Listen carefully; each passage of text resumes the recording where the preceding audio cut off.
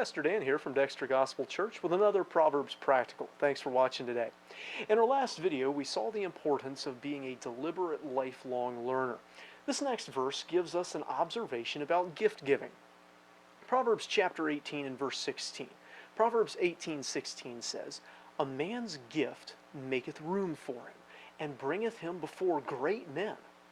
Now, the last couple verses in Proverbs that spoke of gift giving, the scriptures seemed to be taking a pretty dim view of the practice. This verse, though, gives another observation about that practice of giving gifts. It essentially says that a gift can open doors. It can get you into places or before people that otherwise you might not have been able to get into or to talk to. So, is this talking about bribery like the last time we saw gift giving in Proverbs? We observed then that this gift giving was giving a gift in order to influence the actions of another person. And some commentators seem to think that it's much the same idea in this verse, that we're looking at bribery, and this is not a good thing, that giving gifts can get some people access to things or people that others wouldn't have access to. But this is a different Hebrew word for a gift. The one in other passages, the one that speaks of bribery, it has that implication of a gift that's given specifically or deliberately to influence someone's actions or behavior. This word seems more general. It's used of everything from a dowry to sacrifices made to God. The word is not used in the prohibitions against bribery or condemnations of judges who took bribes. So maybe this is just an observation. It may be saying nothing about the morality of the gift, what place the giver is trying to get into, or who they're trying to see, or what he hopes to get from the people when he gets there. Those things can all be good, or they can be bad. This simply seems to be saying that generosity gets noticed and opens doors. We can use it to open doors that we shouldn't go through, or we can use it to get to places where God wants us. A gift can be a bribe that gets us in front of a judge and perverts justice. A gift can also be a way of showing the love of God and giving the opportunity to share the gospel. Gifts are powerful. They're the primary way that some people express love. They're a key trick of the marketer and salesman.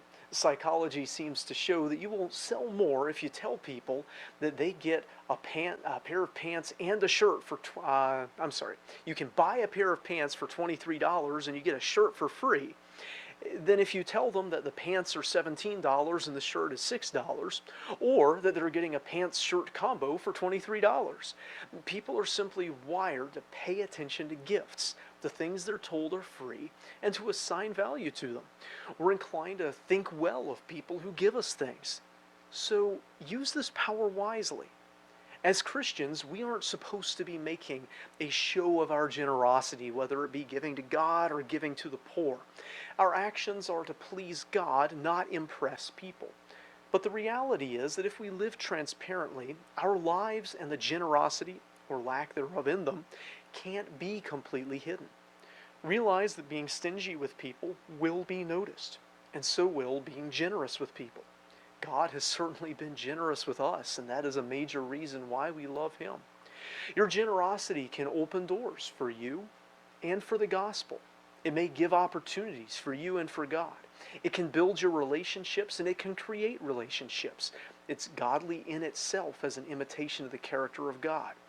So don't use the power of gifts to manipulate people and benefit yourself, but do use the power of gifts to help people and honor God. And in doing that, it creates opportunities and opens doors.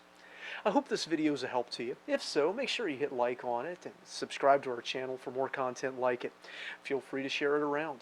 If you've got questions about the Bible, we'd love to hear them in the comments. Until next time, I hope you stay well and live generously.